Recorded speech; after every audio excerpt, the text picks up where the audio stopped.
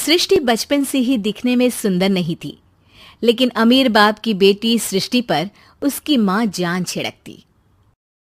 मेरी बेटी कितनी प्यारी है, भगवान सबको सृष्टि जैसी बेटी दे। सृष्टि धीरे धीरे बड़ी होती है। एक दिन सृष्टि की सहेली कहती है, तू दिखने में कितनी अजीब सी है, लेकिन मैं जानती हूँ हम सब में सबसे अच्छी शादी तो तेरी ही होगी। तेरे पापा अमीर जो हैं। और बता नहीं सकते यार, दहेज तो हर कोई देता है, ये क्या ज्यादा ले जाएगी अपने पति के लिए? अरे बड़े शहर में कोठी है इसके पापा की। अरे पापा की है ना, कौन सी इसकी है? इसकी होती तब तो कोई भी लड़का इससे शादी कर लेता। अरे पापा की मतलब पापा की है तो मेरी ही है ना? किसने कहा? अब तेरी तो तब होगी ना जब तेरा भाई ना हो। वैसे भी शादी के बाद सारी प्रॉपर्टी भाई के नाम होती है। सृष्टि समझ जाती है कि उसे किसी भी हालत में माँ बाप की सारी प्रॉपर्टी को अपने नाम करना है, लेकिन कैसे? एक दिन सृष्टि का भाई शीनू कहता है, बहन क्या कर रही है? तुझसे एक बात करनी है। अरे हाँ हाँ करना, मैं तो तेरी बहन हूँ। बहन मेरी लाइफ में ना एक लड़की है, बहुत अच्छी है। मैं सोच रहा हूँ माँ और पापा से बात करूँ शादी के लिए। सृष्टि को समझ में आ जाता है कि भाई की शादी होते ही भाभी उसे एक दिन भी घर में बर्दाश्त नहीं करेगी। क्या बात है भाई, बताना कौन है वो?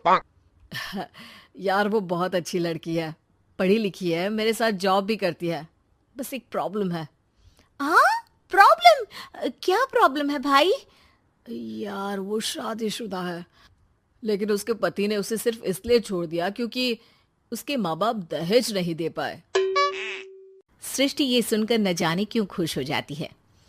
अरे भाई तो क्या हुआ, लड़की तुझे तो पसंद है ना? शीनू को लगता है कि बहन उसे समझ रही है। वो इस बात से अनजान होता है कि उसकी बहन की मंशा पूरा घर हड़पने की है। सृष्टि अपनी माँ से कहती है, मम्मी मुझे तो बहुत चिंता है। पता है शीनू क्या कर रहा है? अरे क्या कर रहा है? वो तो काम पर जाता है और वापस घर आता है। नहीं ना माँ, वो यही तो नहीं कर रहा, बाकी सब कर रहा है। आपको पता है उससे प्यार है, और वो भी एक शादीशुदा लड़की से। ये क्या हो गया? मैं सोसाइटी में क्या मुंह दिखाऊंगी? अरे तेरे पापा तो यही कहेंगे कि मैंने ही उसे बिगाड़ दिया है। माँ देखो, मेरी बात मानो, पापा पर भी विश्वास करने की जरूरत नहीं है। अब आप ही बताओ, पापा इतनी देर घर के बाहर रहते हैं क्यों? बोलो। अरे बेटा वो तो नौकरी करते हैं ना। तू बहुत भोली है माँ। पापा का ऑफिस तो 7 बजे खत्म हो जाता है, लेकिन देखो कितनी देर से आते हैं। अरे नहीं नहीं बेटा, ऐसी कोई बात नहीं है। सृष्टि माँ को एक औरत से बात करते पिता की फोटो दिखाती है। देखो माँ, कैसे हैं पापा? मैं ना कहती थी कि पापा सही नहीं है।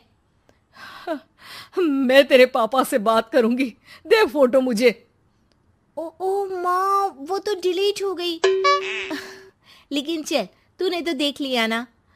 पापा से बाद में बात कर लेना, और हाँ, मेरा नाम बिल्कुल मत लेना। हाँ माँ।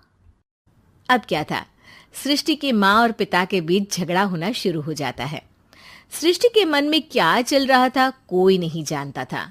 एक दिन, माँ सृष्टि के लिए एक लड़का देखा है, वो लोग शाम को उसे देखने आने वाले हैं।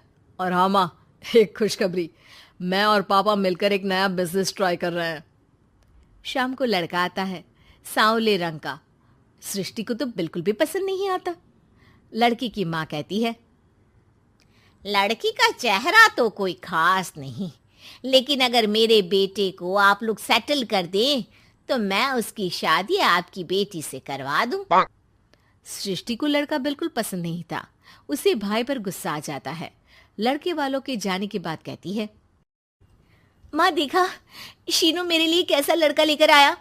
न दिखाने लायक न सुनने लायक, सेटल भी नहीं, वो भी हम करे। अरे माँ, मैं जानती हूँ ये मेरी शादी किसी भी घर में क्यों करवाना चाहता है। अरे कैसी बात कर रही है बहन? तूने तो देखा ना, लड़के को मैंने ही मना कर दिया तुझसे शादी के लिए। जिसने लड़का बताया था उसने उसकी बहुत तारीफ की थी। बात आई गई हो जाती है, लेकिन सृष्टि का मन शांत नहीं होता। क्या करूं, कुछ समझ में नहीं आ रहा। मेरी शादी हो गई तो ये लोग पूरी प्रॉपर्टी शीनू के नाम कर देंगे, मेरे हाथ तो कुछ लगेगा ही नहीं। तभी सृष्टि को आइडिया आता है।